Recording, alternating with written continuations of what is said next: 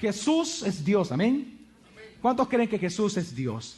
Yo creo que no hay expresión más hermosa que pueda salir en la boca de un ser humano como esto, el de hecho de decir que Jesús es Dios. Y es que realmente nosotros, desde la semana pasada, hemos comenzado una serie en esta iglesia que es una declaratoria al mundo de lo que nosotros como congregación creemos, y es que Jesús es Dios. Y precisamente porque el problema del mundo no es contra Dios directamente, sino que es contra Jesucristo. Porque precisamente Jesús es Dios. Y los ataques más fuertes en la historia del cristianismo han sido contra la deidad de Jesús. Por eso que la semana pasada nosotros, comenzando con esta serie que se titula así de simple, Jesús es Dios, nosotros hemos comenzado a estudiar el Evangelio de Juan. No sabemos cuánto va a durar esta serie, puede durar un par de semanas más y tal vez solo tocar el primer capítulo de Juan. Puede ser que dure unos meses, como puede ser que dure unos años. Por ejemplo, en el libro de Romanos ya llevamos casi los 2 años estudiándolo todos los miércoles, versículo por versículo. Y la semana pasada nosotros comenzamos en el Evangelio de Juan, porque el Evangelio de Juan es tan diferente a los otros 3 porque es un evangelio teológico. El Evangelio de Juan, a diferencia de los otros 3 evangelios que se le llama sinópticos, por cuanto ofrecen una perspectiva diferente de un mismo hecho, que en este caso es la vida y obra de Jesucristo. El Evangelio de Juan, que fue el último evangelio en ser escrito incluso 25 años después de los 3 primeros evangelios, lo que hace el apóstol Juan es demostrar que Jesús es Dios. De hecho, el Evangelio de Juan es el único evangelio que tiene por escrito la razón por la cual existe, la razón por la cual Juan lo escribió. Y en el Evangelio de Juan, en el capítulo 20, en el versículo 30 al 31, Juan mismo nos dice por qué fue escrito su evangelio y nos dice así. Y muchas otras señales hizo también Jesús en presencia de sus discípulos, que no están escritas en este libro, pero estas se han escrito para que creáis que Jesús es el Cristo, el Hijo de Dios, y para que al creer tengáis vida en su nombre. Debemos de recordar de que Juan fue uno de los discípulos que más tiempo estuvo con Jesús, en el sentido que él fue el primer discípulo que Jesús llamó. Recuerde que Juan, el apóstol, era en primer lugar discípulo de Juan el Bautista. Y cuando Juan el Bautista bautiza a Jesús, al siguiente día Juan siguió a Jesús, se convirtió en el primer discípulo de Jesús junto con su hermano Jacobo. Pero a la vez Juan fue el último apóstol en morir. Él murió a los 120 años de edad. Por eso es que si alguien conocía muy bien a Jesús, si alguien, como él mismo se llama en su evangelio, el discípulo amado era Juan. Y Juan dice algo muy interesante. Juan dice en este capítulo, él dice que hay muchas cosas que Jesús hizo. De hecho, un versículo anterior, el versículo 29, dice que hay tantas cosas que se hicieron, que hizo Jesús, que si se escribieran cada una de estas, de las que hizo como de las que habló, no cabrían libros en el mundo para describir todo lo que él hizo en 3 años y medio y lo que él habló en 3 años y medio. Pero por alguna razón, dice él, estas cosas fueron escritas. Es decir, si de tantas cosas que Juan podía escribir, ¿por qué Juan escribió estos capítulos, estos 21 capítulos? ¿Por qué Juan describió este evangelio en 21 capítulos? ¿Por qué puso estas cosas y por qué no puso otras? Y él mismo dice que si estas cosas, si estos 21 capítulos se escribieron, fueron con un solo objetivo, para que todos pudieran creer que Jesús es el Cristo y para que creyendo que Él es Dios, tengamos vida en su nombre. Amén. Es decir, el propósito del apóstol Juan, al escribir el evangelio, es precisamente defender la deidad de Jesús. Y no era nuevo para Juan defender. De hecho, a Juan se le conoce como el apóstol apologeta. Porque si alguien defendió la deidad de Jesús en el tiempo de él, precisamente fue el apóstol Juan. Recuerde que 5 o 6 años antes, él escribió sus 3 primeras cartas. Luego vino el Apocalipsis y luego escribe el Evangelio. Y usted logra ver en estas 4 cartas que él escribe, en total 5, libros que él escribe, encontramos una defensa teológica, doctrinal acerca de la deidad de Jesús. Por eso que los escritos de Juan son los más atacados en toda la historia del cristianismo. No hay libro más atacado. De hecho, el Evangelio de Juan fue el último en entrar al canon, porque precisamente son los libros que defienden la deidad de Jesús. Y por eso, y por esta intención del apóstol Juan de defender la deidad de Jesús, es que él comienza su evangelio de una manera muy preciosa, una manera muy simple, pero a la vez una manera muy contundente. Él comienza con un himno.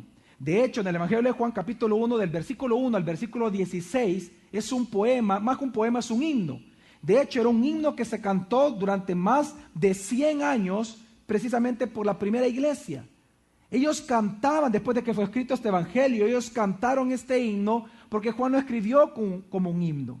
Y por eso este himno con el cual Juan hace su prólogo de su evangelio, comienza diciendo de la siguiente manera. Juan capítulo 1, versículo del 1 al 3 dice así: En el principio existía el Verbo, y el Verbo estaba con Dios, y el Verbo era Dios.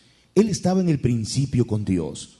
Todas las cosas fueron hechas por medio de Él, y sin Él nada de lo que ha sido hecho fue hecho. El apóstol Juan es el único apóstol, de hecho la única persona en toda la Biblia que le da el nombre a Jesús de la palabra. Miren conmigo, el verbo.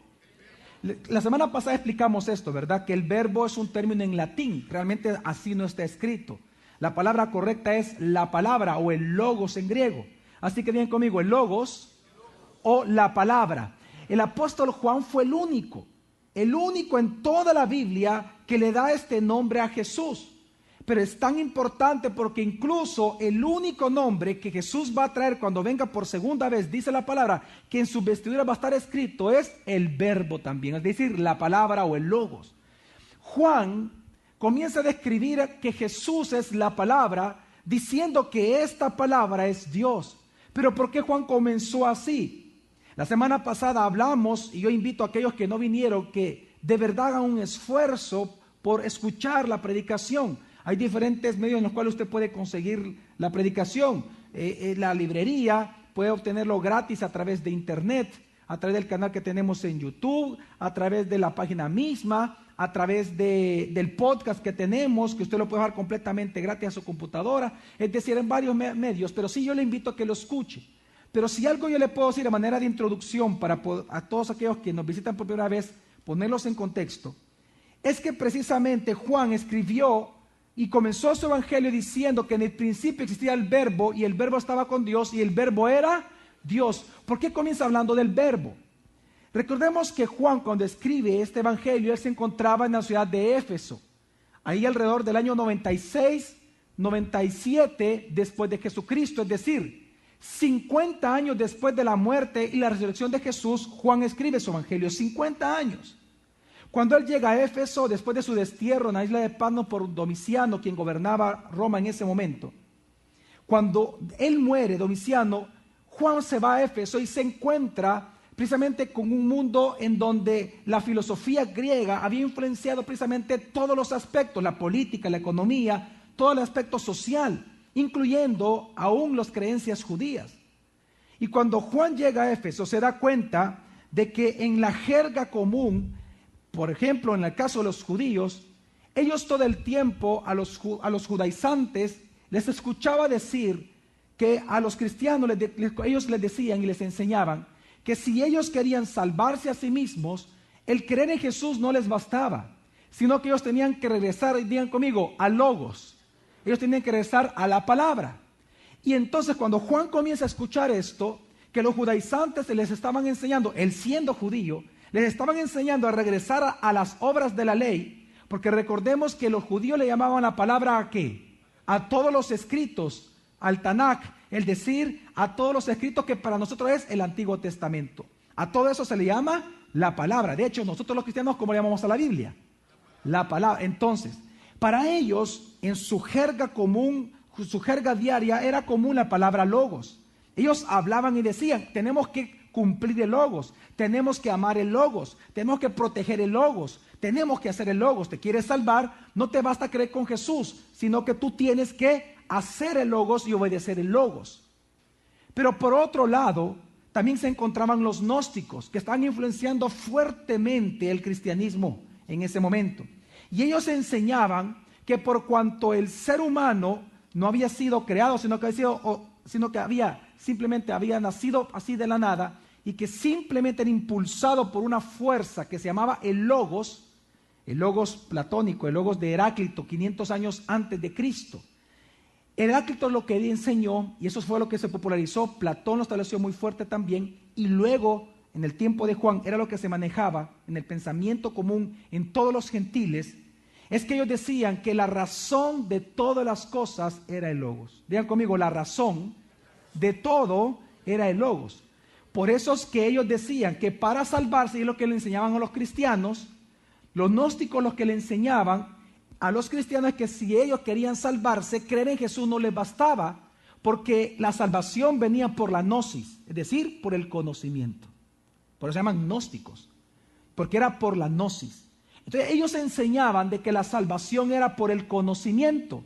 No les bastaba creer en un Jesús, sino que ellos tenían que conocer el logos o al logos, es decir, la explicación de todas las cosas. Cuando Juan llega a Éfeso se encuentra con esto. Se encuentra por un lado con los judaizantes queriendo que los cristianos volvieran a la ley, a logos, y se encontraba con el pensamiento gentil de que no bastaba con creer en Jesús, sino que tenían que conocer a logos. Cuando él escucha todo esto, entonces él comienza diciendo lo siguiente: en el principio existía el logos, y el logos estaba con Dios, y el logos era Dios. Es decir, Juan comienza y toma esta palabra que para todo el mundo helenístico, que es lo que estaba afectando, como le digo, todo esto, el pensamiento filosófico de los griegos. Juan viene y toma esta palabra tan importante para los judíos como para los griegos, y comienza a explicarle a los judíos que eso que ellos protegían, que eso que ellos llamaban la palabra, que sí era palabra de Dios claramente, pero esa palabra había encarnado ahora, y que por lo tanto esa palabra ya no solamente era una fonética de los deseos de Dios, sino que ahora es Jesucristo, porque Él es la palabra encarnada. Y a los griegos les decía que ese concepto filosófico, etéreo de logos, realmente el logos era Dios, y que ese logos se encarnó, y ese logos encarnado era Cristo Jesús. Es decir, Juan comienza de una manera contundente a defender la deidad de Jesús, y él comienza a enseñar y a describir que precisamente Jesús es la palabra encarnada, que Él es el verbo, que aunque para los griegos era algo filosófico, pero Jesús no era algo filosófico, Jesús era real, es la palabra divina encarnada, y por lo tanto Él es Dios. Y él comienza entonces, por eso es que él escribe en Juan capítulo 1, versículo 1 al 2, lo siguiente: al principio existía la palabra, y la palabra estaba frente a Dios, y la palabra era Dios. Ella existía al principio junto a Dios. Es Juan capítulo 1, versículo 1, una versión biblia de nuestro pueblo, que esta es una buena exégesis que le hicieron a este versículo, porque precisamente es la mejor manera de traducirlo. Dice aquí la Biblia, digan conmigo: al principio existía la palabra, y la palabra estaba frente a Dios, y la palabra era Dios.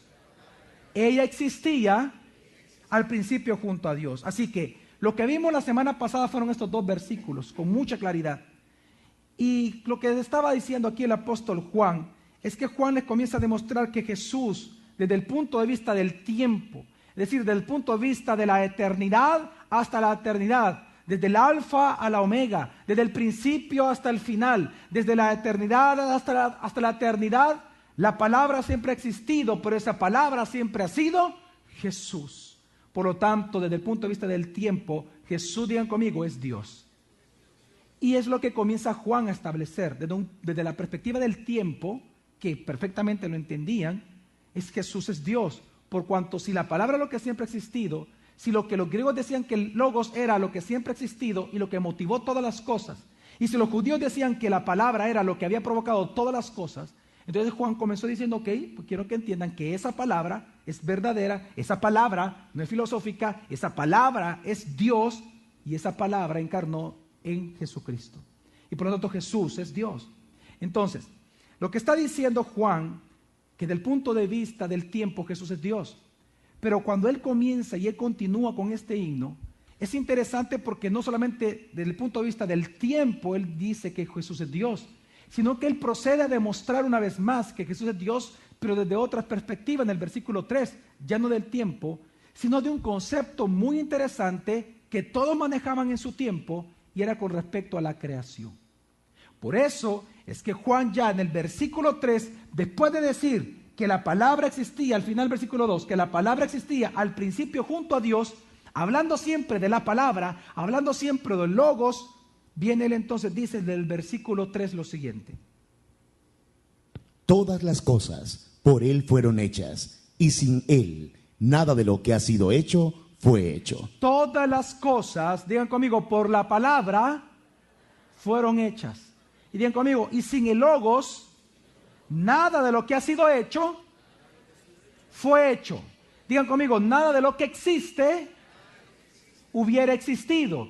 Fíjese bien, estas palabras tan simples que Juan establece en el versículo 3 están determinando y están diciéndole al mundo de que Jesús es Dios con respecto también a la creación. Es decir, que desde el punto de vista de la creación, Jesús es Dios. ¿Por qué? Vamos a verlo una vez más, despacio, para poder entender nosotros qué es lo que Juan está diciendo acá, y tenemos que referirnos una vez más a la historia. Quiero decirle que vamos a hablar un poco, una vez más, de la historia, un poco más corto porque ya hemos entendido bastante, pero es importante que lo podamos conocer, así que le invito a que lo pueda apuntar, que lo pueda investigar, que lo pueda estudiar, porque le va a servir para entender todo el Evangelio de Juan. Yo le aseguro que Dios nos va a hablar en esta mañana fuertemente, pero por un momento tenemos que irnos a la historia para poder ver el contexto en el cual Juan dijo esto y por qué lo dijo. Juan dice algo muy simple, él dice, miren, todas las cosas por la palabra fueron hechas. Esta misma palabra que estaba con Dios y que es Dios, fue la que creó todas las cosas. Pero luego dice algo interesante, y sin él, es decir, sin la palabra, nada de lo que ha sido hecho fue hecho. ¿Por qué tuvo que poner esa frase final?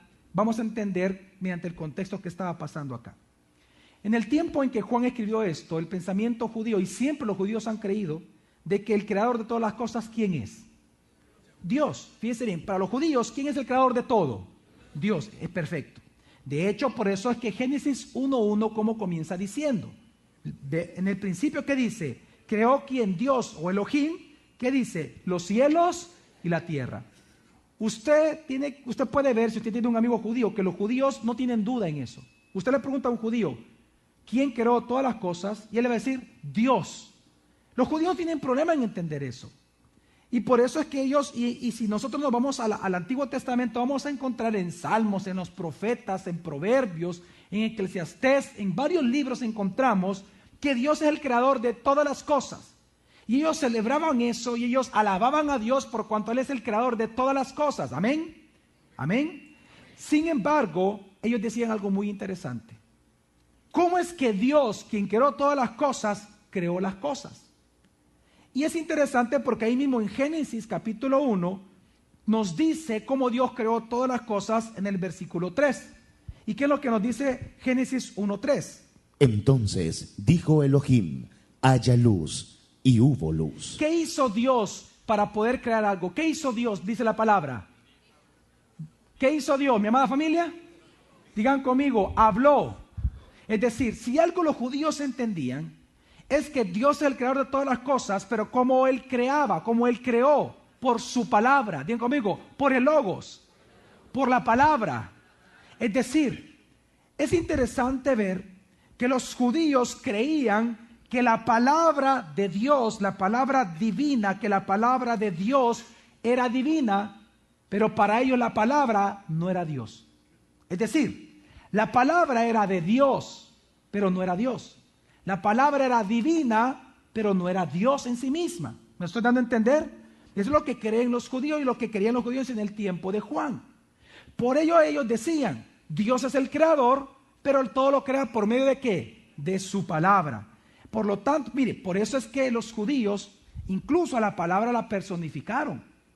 Decían que era una palabra divina, pero no era Dios. Como por ejemplo la sabiduría. Eso de personificar conceptos era común para los judíos. ¿Quiénes han leído el libro de Proverbios? ¿Quiénes se han dado cuenta que Proverbios habla mucho de la sabiduría? ¿Se han dado cuenta? Entre los capítulos 4 y 7 usted va a encontrar que los judíos personifican a la sabiduría. Lo hacen ver como una persona. No sé si usted se ha dado cuenta de eso. Que le hablan de la sabiduría como una persona. Y dice que tiene una hermana. Y dice dice la sabiduría, yo he estado con el Creador al inicio, dice. Es decir, la sabiduría habla como que fuera una persona. Es decir, los judíos personificaron a la sabiduría, pero también así personificaban a la palabra. Pero no le daban a la palabra el concepto de Dios. A la palabra decía, la palabra es de Dios, la palabra es divina, el logos es divino, pero no es Dios. Amén. Y es lo que ellos decían. Así que, cuando viene Juan y él comienza a decir que esa palabra que en el principio estaba con Dios, esa palabra creadora era Dios, y que esa palabra encarnada es ahora ¿quién? Cristo Jesús. Lo que Juan comenzó a decirle a los judíos es que esa misma palabra que ellos pensaban que no era Dios, sí es Dios. Que esa misma palabra encarnó y que esa palabra encarnada es Cristo Jesús. Por lo tanto, Jesús, desde el punto de vista judío de la creación, Jesús es Dios, porque Él creó todas las cosas. ¿O no es lo que dice Colosenses? ¿Acaso Colosenses no dice que por Él y para Él fueron hechas ¿qué? Todas las cosas. ¿Quién creó todas las cosas? Cristo Jesús. Los cristianos lo entendieron. Y por eso es que Juan, con su evangelio, para defender la deidad de Jesús, él comienza a enseñarles a los judíos que desde el punto de vista de la creación, no solamente del tiempo, de la eternidad, sino que también de la creación, también Jesús es Dios. Jesús es Dios por cuanto Él es la palabra que creó todas las cosas, pero que ahora encarnó. Y por lo tanto, Él es el Cristo, Él es Dios mismo. Amén. Y lo que otras palabras Juan está diciendo en el versículo 3 es que Jesús, digan conmigo, es Dios creador. Digan conmigo, Jesús es Dios creador. Que es el título del sermón de esta mañana. Jesús es Dios creador.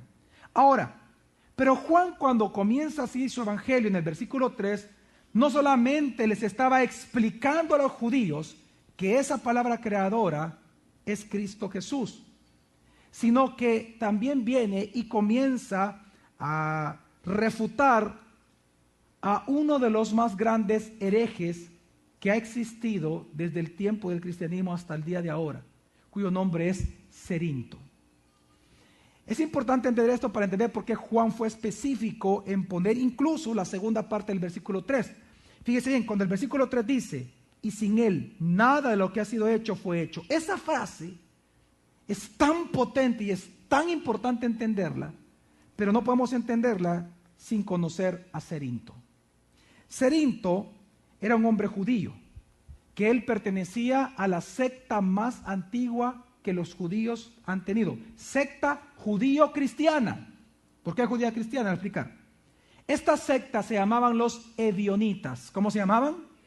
Ebionitas.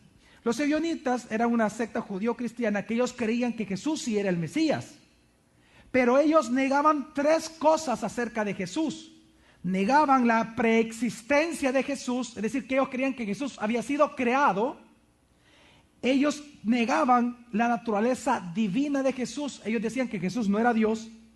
Y ellos negaban su nacimiento virginal.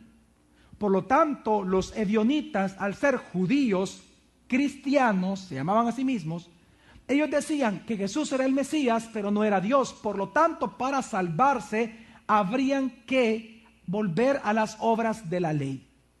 Cuando usted lee en la carta a los romanos y Pablo habla acerca de los judaizantes, se refiere principalmente a los ebionitas, porque ellos de alguna manera creían en Jesús, pero no creían para salvación, sino que ellos decían que Jesús había sido un gran maestro, un gran profeta, pero no era Dios, y por lo tanto había que regresar a practicar las obras de la ley. Sin embargo, Cerinto, quien pertenecía a esta secta, aunque su cristología, lo que estamos hablando, aunque su concepto de Jesús era ebionita, el problema es que no solamente su cristología era bionita, sino que el concepto de la creación de todas las cosas era gnóstica. Es decir, Cerinto, por un lado era bionita, pero por el lado de la cristología, pero por el lado de la creación, él era gnóstico. Y Cerinto fue uno de los más grandes perseguidores de la iglesia. Y que bajo una filosofía gnóstica, él creó una escuela, la cual enseñaba, y él enseñaba abiertamente, de que Jesús no era Dios.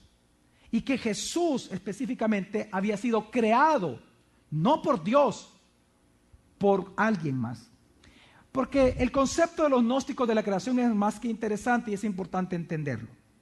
Los gnósticos siempre han creído en el concepto filosófico de Platón con respecto a la creación, que es una de las más grandes herejías que hasta el día de ahora existe, y se lo voy a explicar en otro momento, que se llama el dualismo. Digan conmigo, el dualismo. El dualismo, para entenderlo en unas fáciles palabras, y creo que todos lo vamos a entender, el dualismo es aquella filosofía originaria de Platón que dice que el bien siempre ha existido con el mal, y que en todo el universo el equilibrio lo tiene precisamente esa interacción antagónica pero necesaria entre el bien y el mal. Los dualistas dicen de que la divinidad es lo no material, lo inmaterial es lo divino, y la materia, es decir, nuestro cuerpo, todas las cosas, todo lo que es material, todo lo que es materia, incluyendo el universo, es malo. ¿Quiénes de ustedes han visto que los orientales tienen el concepto del yin yang, que lo han visto ustedes, que es como una S, color negra y color blanca? ¿Cuántos han visto ese símbolo? Ese símbolo es dualismo. Están diciendo que el bien, que es el blanco, coexiste con el mal todo el tiempo y es lo que causa el equilibrio en una persona y en el universo. Ese es dualismo. ¿Por qué? Porque el dualismo lo que dice es que tanto el mal como el bien no siempre han existido, son eternos. Y por lo tanto, lo que Cerinto comenzó a enseñar, como lo enseñaba Platón, era lo siguiente, escuche bien. Ellos decían que, por ejemplo, en un ser humano, lo divino era lo interior, mientras que la materia era lo malo. Por eso es que ellos, como gnósticos, enseñaban, si usted quiere salvarse, conócete a ti mismo. Esa es la frase de Platón. ¿Quieres salvarte? Conócete a ti mismo. Haz una introspección de tu vida. Entre más tú conozcas tu niño interior, tu niña interior, más vas a poder lograr en la vida. Ese es un concepto gnóstico. Y precisamente bajo ese concepto, ellos creían lo siguiente. Decían de que si había un ser supremo o varios dioses, ellos eran buenos, pero de ellos emanaban muchos ángeles, muchas emanaciones. La palabra no era ángel, era emanaciones. Pero que de repente vino una emanación de Dios, que es un semidios, llamado, digan conmigo, demiurgo. Demiurgo. El demiurgo es el concepto de los gnósticos en ese tiempo de Juan del mal.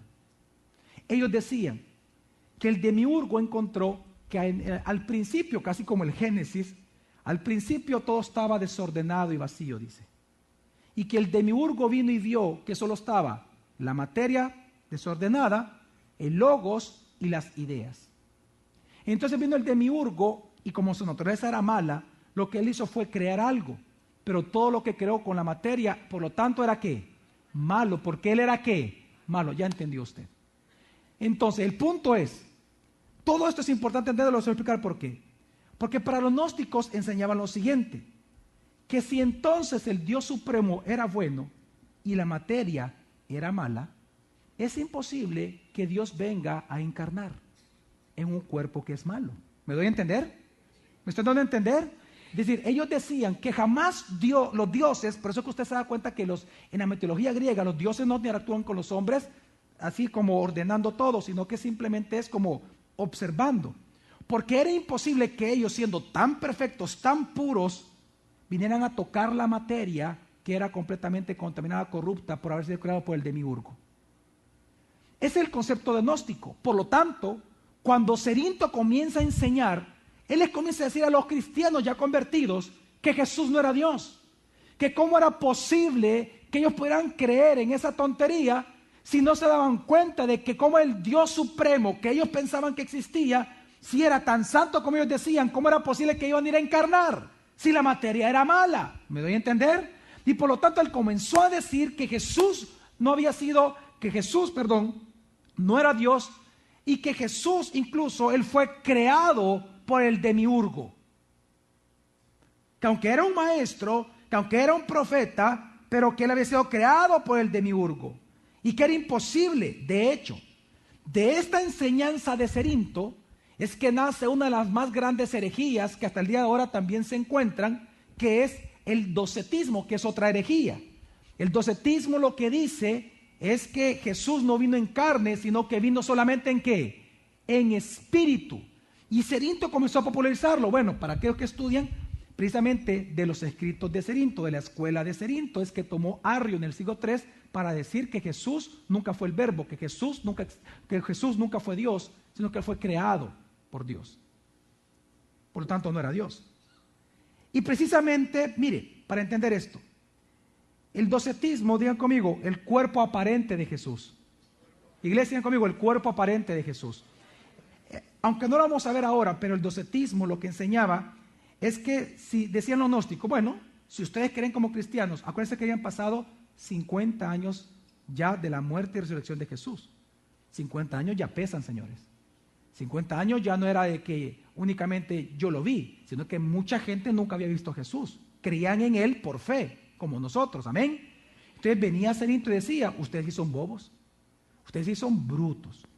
¿Cómo es posible que ustedes crean que el Dios divino, que la divinidad va a encarnar en la materia, si el demiurgo creó la materia, si eso es malo? Entonces diría, bueno, si ustedes creen que ese tal Jesús existió, que yo no lo vi, pero ustedes dicen que existió, bueno, entonces ha de haber venido en espíritu. Cuando Juan escucha eso, por eso es que en su primera carta de Juan, cuando estaba en la isla de Patmos, en su primera carta de Juan dice algo que todos hemos leído, pero hoy usted lo va a entender. Juan escribe lo que vamos a leer por el docetismo, por esta herejía que Cerinto comenzó a popularizar. Dice Juan, primera carta de Juan 4, del 2 al 3, dice lo siguiente, escuche bien. En esto conoced el Espíritu de Dios. Todo espíritu que confiesa que Jesús, el Mesías, ha venido en carne, procede de Dios. Y todo espíritu que no confiesa a Jesús, no procede de Dios. Y este es el anticristo, del que habéis oído que viene y ahora está ya en el mundo. Es decir, Juan dijo, si ustedes escuchan que alguien les diga que Jesús vino en espíritu y no en carne, él tiene un espíritu de anticristo. ¿Me doy a entender? Porque Juan comienza a escribir en contra de Cerinto. Mire, lo que le estoy hablando es tan importante y tan real, que incluso le voy a explicar algo.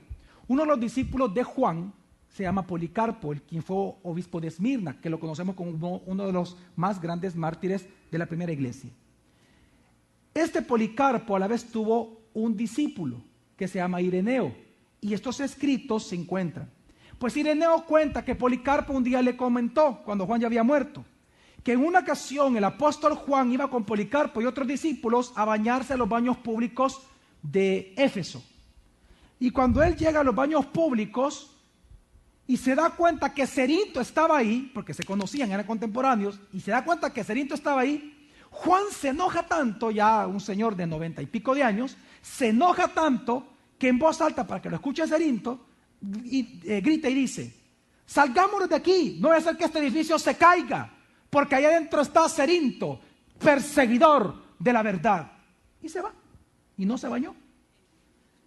De enojado. Simplemente se molestó porque Cerinto estaba ahí y no comió, como dice la palabra, no hay que comer, no hay que estar, no hay que hablar con los falsos maestros.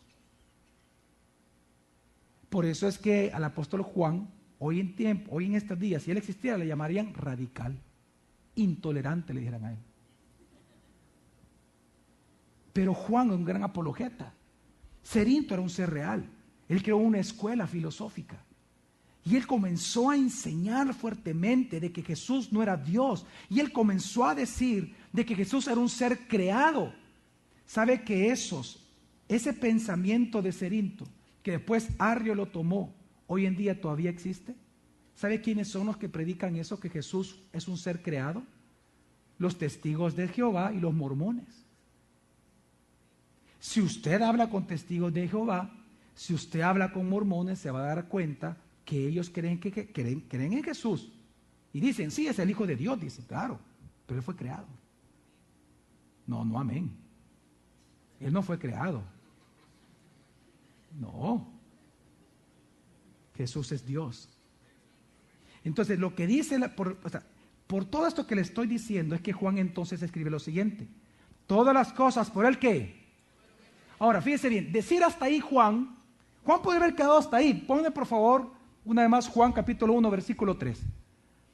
Juan viene y comienza por todo esto que le estoy hablando, por lo que decía Cerinto y bajo la influencia gnóstica y lo que decían los judíos, es que él comienza diciendo todas las cosas por la palabra o por el logo fueron ¿qué? Hechas. Ahora, decir eso no hubiera cambiado la idea de nadie, porque cuando dice Juan esto, si él se hubiera quedado hasta ahí en la frase, los gnósticos decían, sí, es que no hay problema, Juan, tranquilo, hubiera dicho Cerinto, tranquilo Juan, Jesús puede haber creado todas las cosas, no hay problema, pero él no es Dios, eso no significa que es Dios. Porque aunque él creó todas las cosas, el primer ser creado fue él. Y no tus mismos compañeros apóstoles han estado enseñando que él es el primogénito de toda ¿qué? Creación. Entonces él fue creado. Así que a mí no me dice nada que él creó todas las cosas. Porque aunque las haya creado, él fue creado primero para crear todas las cosas. Entonces viene Juan y dice, no señores, para si a alguien le quepa duda, no solamente la palabra, por medio de ella, fueron creadas todas las cosas, sino que dice, y sin él, digo amigo, sin Jesús, nada de lo que ya existe, existiría. En otras palabras, ni él mismo hubiera existido, si lo ha sido un ser creado. Pero por cuanto él es la palabra, y sin él, nada de lo cuanto existe, entonces significa que él es Dios desde el punto de vista de la creación. ¿Me doy a entender ahora? Juan fue espectacular en su palabra. Fenomenal. Espectacular. Un hombre con sapiencia, un hombre con espíritu. Juan lo que está diciendo al mundo es que todo lo que existe por él y que él no fue creado. Porque sin él nada de lo que existe hubiera existido. Con eso Juan cierra aquel pensamiento. No, pero es que él fue creado para crear. No, porque nada de lo que existe existiría si no fuera por él. Está diciendo, él es Dios creador. Es decir, lo que Juan comienza a decir, en primer lugar a los judíos, que decían que Dios había creado todas las cosas y que la palabra de Dios era la creadora. Lo primero que estaba diciendo a los judíos es que esa palabra creadora es Jesús. Pero a los gnósticos, que era la influencia más fuerte que tenían los cristianos en herejías, les estaba diciendo de que precisamente Jesús no fue creado, sino que él es el creador y el origen de todas las cosas. Amén. Es decir, sin él nada de lo que ha sido hecho fue hecho. Es decir, que Dios es el creador. Dios no puede ser creado por nadie. Él siempre ha existido desde la eternidad hasta la eternidad. Y que ese Dios tiene un nombre y su nombre es Jesús. Y ese es un Dios triuno. Lo vimos la semana pasada. Padre, Hijo y Espíritu Santo. Lo que está diciendo Juan es que precisamente él es la palabra creadora. Por eso es que usted se da cuenta que Juan dice algo muy claro en todo su evangelio. Que los milagros de Jesús eran señales. ¿Cómo Juan le llamó a los milagros de Jesús? Fue el único apóstol que le llamó a los milagros de Jesús. ¿Cómo le llamó? ¿Por qué le llamaba señales? Porque decía, era la señal de que él era ¿qué? La palabra creadora. Es decir, Juan dice, si tú te das cuenta que Jesús al decir una palabra, sal de él al demonio de Gadara, del Gadareno, si le dice sal solo por su palabra, ¿qué tuvo que hacer el demonio? Salir. Si él le decía a alguien, sé sano, ¿qué le tiene que pasar a la persona? ¿Por qué? Porque los milagros eran ¿qué? Señales de que él era alguien. ¿Y quién es él? La palabra. ¿Quién es él? La palabra de Dios, con el cual le hace todas las cosas. Si le dice a alguien que se levante, se va a levantar. Si le dice a alguien que se sane, se va a sanar. Si le dice a usted esta mañana que su matrimonio se va a recuperar, su matrimonio se va a recuperar porque él es la palabra encarnada. Amén. Es lo que está diciendo Juan en la Biblia. Le está defendiendo la deidad de Jesús. Amén. Por eso son mire, por eso es que el soldado, cuando viene, dice la palabra que le dice a Jesús, mira, mi criado está enfermo, le dice. Y entonces viene Jesús y le dice, vamos a tu casa entonces. ¿Qué le dice el soldado? No le dice, ¿solo qué? Solo di la palabra y mi credo ¿qué? Sanará. ¿Por qué? Porque él creía, de alguna manera le fue revelado a este hombre que él es ¿quién? La palabra creadora, la palabra que sana, la palabra que levanta, la palabra que juzga, la palabra que salva. Él es la palabra de Dios encarnada. Por eso Jesús dijo, no he encontrado una fe como la de este hombre, dice. Porque es que el punto de Juan era demostrarle al mundo, demostrarle a todos y refutar a Cerinto de que Jesús es Dios. Que Él no había sido creado, sino que Él es Dios. Que Jesús es Dios y que el Dios triuno es verdadero, existe y siempre ha existido. Y que por lo tanto Jesús es esa palabra encarnada, creadora, que hace todo cuanto el Padre ordena que suceda en esta tierra. El Espíritu Santo es el que lleva a cabo la obra. ¿Entiende usted? El Padre es el que ordena, Jesús es el que habla, Jesús es el que hace las cosas a través del Espíritu Santo. Él es la palabra, el que da la orden. Porque por medio de Él y para Él fueron hechas todas las cosas. Amén. Digan conmigo, Jesús es Dios creador. Ahora, ¿por qué es importante entender esta doctrina? ¿Por qué es importante entender lo que en un pequeño himno Juan comienza a establecer como prólogo de su evangelio? ¿Por qué es importante entender que Jesús es Dios? Y hay 3 razones con las cuales quiero terminar en esta mañana. 3 razones muy importantes por las cuales nosotros debemos de entender, creer y comprender que Jesús es Dios creador. En primer lugar, es porque si Jesús es creador de todas las cosas, entonces eso significa que Él es el dueño de todo, incluyendo de nosotros. Amén. Si Jesús es el creador de todo, ¿quién es el dueño de nuestra vida? Si Jesús es el dueño de todo, si Jesús es el creador de todas las cosas, ¿quién es el dueño de todas las cosas? Jesús. Es decir, si algo las Escrituras nos hablan, es que las cosas les pertenecen a aquel que lo creó. Dice, por ejemplo, el Salmo 95, versículo 5, de la manera siguiente. Suyo es el mar, pues Él lo hizo, y sus manos formaron la tierra firme. Suyo es el mar. ¿Por qué el mar es de Dios? Porque Él lo hizo. ¿Qué dice el Salmo 89, 11? Tuyos son los cielos, tuya también la tierra, el mundo y su plenitud. Tú lo fundaste. ¿Por qué los cielos? ¿Por qué la tierra? ¿Por qué el mundo y la plenitud es de Dios? ¿Por qué Él qué? Lo creó. ¿Y qué dice el Salmo 24:1? Del Señor es la tierra y su plenitud, el mundo y los que en él habitan. ¿Por qué dice la Biblia que la tierra y su plenitud, el mundo y las personas que habitan el mundo le pertenecen a Dios? ¿Por qué Él qué? Porque Él nos creó. Mi familia, entender que Jesús es Dios creador nos hace entender que Jesús es dueño de nuestra vida, que Jesús es dueño suyo, Él es su dueño. Mire, nosotros podemos pensar aquí en el mundo que nosotros somos dueños de algo. Bueno, si nos comparamos entre nosotros, claro que aquí todos somos dueños de algo. Por ejemplo, yo soy dueño de mis hijos. Usted no es el dueño de mis hijos. Yo soy el tata, ¿verdad? Con seguridad se lo digo, ¿verdad? Ellos me pertenecen a mí desde el punto de vista humano si yo me comparo con usted. Por ejemplo, la camisa o la blusa que usted anda es suya y no creo que sea prestada, ¿verdad? O sea, yo creo que es suya, ¿verdad? Esa camisa, esa no es mía, no me pertenece, es suya. O sea, es decir, si nos comparamos entre hombres, claro que van a surgir cosas que vamos a pensar y a decir que somos dueños. Pero si nosotros volteamos a ver a Dios, a quien creó todas las cosas, ¿quién es el dueño de nuestra vida? ¿Quién es el dueño de nuestros hijos? ¿Quién es el dueño incluso de nuestra ropa? Jesús. Porque Él es la palabra encarnada, la palabra creadora. Él es Dios verdadero, Dios encarnado. Él es Dios creador. Es decir, nuestra vida le pertenece a Él.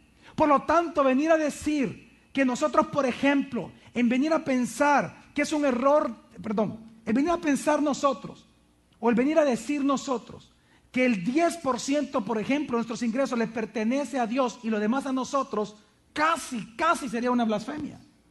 Porque ¿cuánto le pertenece a Dios de todo lo que tenemos?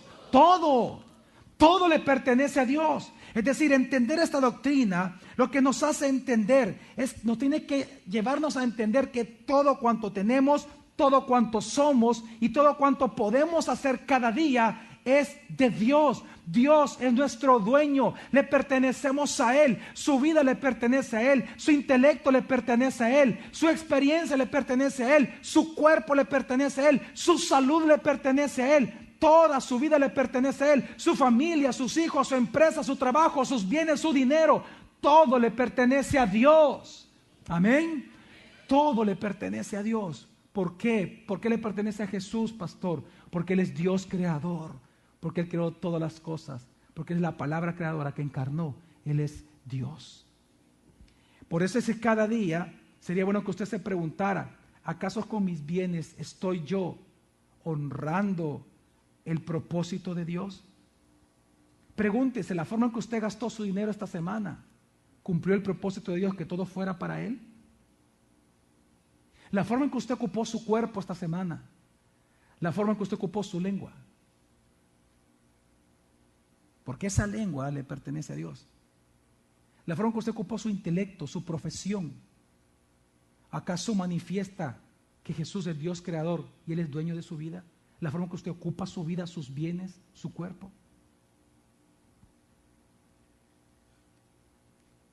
Él es nuestro dueño. Y por lo tanto Jesús puede y debe de hacer con nosotros lo que a Él le plazca, porque Él es Dios. Amén. La pregunta es si usted está dispuesto a someterse a esa deidad y señorío de Jesús. En segundo lugar, nos tiene que el poder conocer que Jesús es Dios y que es Dios creador, precisamente lo que nos tiene que llevar a nosotros a entender lo siguiente. Digan conmigo, si Jesús es el creador de todas las cosas, significa que todos nosotros dependemos de Él. Mire, nosotros somos tan débiles y tan dependientes como un bebé de su madre. Yo lo puedo ver en mi hijo. Mi hijo es tan débil que si yo lo dejo caer, capaz que se muere. Y mi hijo es tan dependiente de nosotros que si no le damos de comer, él muere. Quiero que entienda que así como un bebé es débil y a la vez es dependiente, así somos nosotros toda la vida delante de nuestro Señor, si entendemos que Él es Dios creador sobre nosotros. Si nosotros entendemos que Jesús es el creador, entonces nosotros podemos entender que dependemos de Él, que lo necesitamos a Él. Entonces podemos entender de que si algo nosotros somos, es por Él. Si algo nosotros tenemos, es por ¿quién? Por Él. Si algo nosotros podemos lograr, es por ¿quién? Por Él. Si vivimos, es por ¿quién? Si tenemos fuerzas este día que nos hizo venir esta mañana a esta iglesia, ¿es por quién? Es por Él. Si estamos aquí es por Él, si caminamos es por Él, si trabajamos es por Él, si tenemos hijos es por Él, si tenemos todavía familia es por Él, si manejamos bienes es por Él. Si nosotros entendemos que Jesús es Dios creador, vamos a entender que si algo bueno hacemos en la vida es por Él. Porque no hay quien haga lo bueno, dice la palabra. Pero si hacemos algo bueno, es porque Jesús es Dios creador. Él es nuestro dueño. Es entender esto, es lo que nos hace que nosotros podamos exclamar, como dice el salmista en el Salmo 119, versículo 91-92, dice así el salmista: todo subsiste hasta hoy por tu mandato, porque todas las cosas te sirven. Si tu ley no hubiera sido mi deleite, ya habría perecido en mi aflicción. Dice, todo subsiste hasta hoy por tu mandato. ¿Entiende usted eso?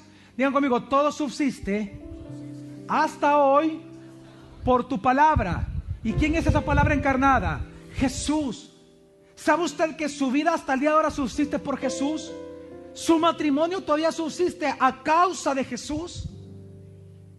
¿Acaso usted se da cuenta que todo lo que usted tiene, y si aún usted tiene vida, es porque Jesús así lo quiere? Él es la palabra creadora. Él es Dios creador. Él es Dios. Jesús es Dios. Él nos creó. Él es nuestro dueño.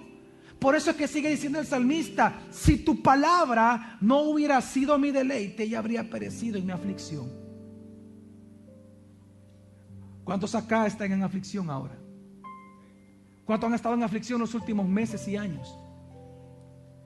Yo le aseguro que lo que hace que usted esté aquí en esta mañana es que aún en toda la aflicción, la palabra de Dios, quien es Cristo, que ha sido su deleite, lo ha sostenido. ¿Qué estoy tratando de decir con esto? Mire, Jesús es el verbo, Jesús es la palabra, Jesús es el logos, amén. Él es la palabra de Dios encarnada, amén. Él fue el que creó las cosas, Él fue el que dijo, y hágase la luz. ¿Y qué pasó con la luz? Existió, de la nada existió, de la nada existió, de la nada existió, de la nada Él hace todo. Él es la palabra creadora. ¿Qué significa eso? Que si usted en esta mañana y usted le ruega a Dios, como le dice el centurión a Jesús, solo di la palabra y voy a sanar. Y si Dios quiere, Dios lo va a sanar a usted ahora, porque Él es la palabra. Si usted entiende que Él es la palabra, su salud va a depender de Él. Si Él quiere sanarla o sanarlo, lo va a hacer. Si Él no quiere, no lo va a hacer, porque Él es la palabra. Si usted entiende eso, entonces usted va a depender su matrimonio de Él. Entienda, su matrimonio subsiste a causa de Jesús. Por más que usted intente emular los frutos del Espíritu en su matrimonio, por más que usted intente que en su vida haya un carácter que sostenga el matrimonio, entiende, su matrimonio es sostenido por aquel que creó todas las cosas, incluyendo su matrimonio, y ese es Cristo Jesús. Él sostiene su vida, Él sostiene su cuerpo, Él sostiene cada segundo de su vida. Es Jesús, por cuanto Él es Dios creador. Él sostiene todo cuanto usted posee, todo cuanto usted es y todo cuanto usted puede hacer. Es por Cristo Jesús. Si tu palabra no hubiera sido mi deleite, ya habría perecido en mi aflicción. Por eso es que Colosenses 1, que también es un himno, por cierto, dice versículos 16 al 17 lo siguiente: porque en Él fueron creadas, ¿qué? Digan conmigo, mi familia. Digan conmigo, mi familia, mi matrimonio, mis bienes, finanzas, trabajo, empresa, mi vida. Todo fue creado por Jesús. Dice Colosenses, porque en Él fueron creadas todas las cosas en los cielos y en la tierra, visibles e invisibles, tronos, dominios, principados, potestades. Todo fue creado por Él y para Él. Y dice, y Él es antes de todas las cosas, y todo ¿qué? Es lo mismo que dijo el salmista. Todo subsiste por tus mandatos, dice. Y aquí dice la palabra que todo subsiste por Jesús. ¿Por qué? Porque Él es la palabra encarnada. Él, mire, ¿sabe dónde su vida va a encontrar un orden? ¿Sabe dónde su matrimonio va a encontrar un orden? En Jesús. ¿Sabe dónde usted va a poder volver a recuperar ese gozo que había hace años en su corazón? En Jesús. No en una persona, no en una relación. Es en Cristo Jesús. Porque todas las cosas por Él fueron hechas. Por lo tanto, todo subsiste solamente en Él. En Él encuentra su propósito. Todo encuentra en Él su orden. Todo en Él viene a ser perfecto. Y esto me lleva al tercer punto. ¿Por qué, pastor? Porque si Jesús es el creador de todas las cosas, significa que todas las cosas fueron creadas para la gloria de Dios. Mire, como dicen los catecismos de la Reforma, el de Heidelberg, el Westminster, otros más, ¿para qué fueron creadas todas las cosas? ¿Para qué Dios creó todas las cosas? Para su gloria. Efesios 1 nos dice que fuimos creados para alabanza de su gloria, para alabar la gloria de nuestro Dios. Lo que nos enseña la palabra es que si nosotros fuimos creados, mire, es porque tenemos un propósito, y ese propósito es alabar la gloria de Dios. Mire, si Jesús no nos hubiera creado a nosotros, entonces ¿sabe cuál sería el propósito de nuestra vida? Nuestros deseos, nuestros caprichos, nuestros anhelos y nuestros sueños. Ese sería el propósito de nuestra vida. Pero si Jesús, si entendemos esta mañana que Jesús es ese logos creador, que Él es Dios verdadero, entonces vamos a entender que nuestra vida, que fue creada por Él, tiene un propósito. Y ese propósito es el que Él le dio a la creación, y es ser alabanza de su gloria. Tenemos un propósito mayor. Nosotros no existimos para existir. Nosotros no existimos para nuestros propios caprichos y deleites. No para nuestro egoísmo, no para nuestro rencor, no para nuestro egoísmo o nuestra altivez. Existimos para gloria de Dios. Existimos para Él y por Él, porque Él es nuestro creador. Por lo tanto, si nuestra vida ha perdido propósito, ruéguele a Dios que dé la palabra, y entonces su vida se va a reafirmar una vez más en Cristo Jesús. Él es su creador. Todo subsiste en Él y existimos para Él y para su gloria. Por eso nosotros vivimos.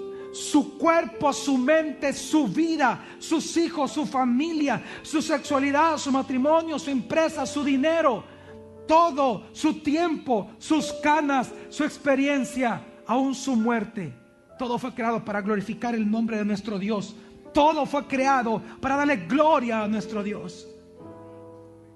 Por lo tanto, la pregunta debe de ser: ¿acaso usted de verdad a conciencia está ocupando su vida para darle gloria a su Creador? Jesús es Dios. Juan lo dice claramente: en el principio existía la palabra, y la palabra estaba con Dios, y la palabra era Dios. Ella estaba en el principio con Dios. Todas las cosas fueron hechas por medio de la palabra, y sin la palabra nada de lo que ha sido hecho fue hecho. Jesús siempre ha existido. Jesús siempre ha sido Dios. Él no ha sido creado. Él ha sido Dios todo el tiempo, y Él creó todas las cosas. Por lo tanto, Él merece toda nuestra adoración. Él merece nuestra sumisión. Él merece nuestra posesión, y Él merece nuestra alabanza de su gloria eternamente. Porque por Él y para Él fueron hechas todas las cosas. A Él sea la gloria por los siglos de los siglos. Amén.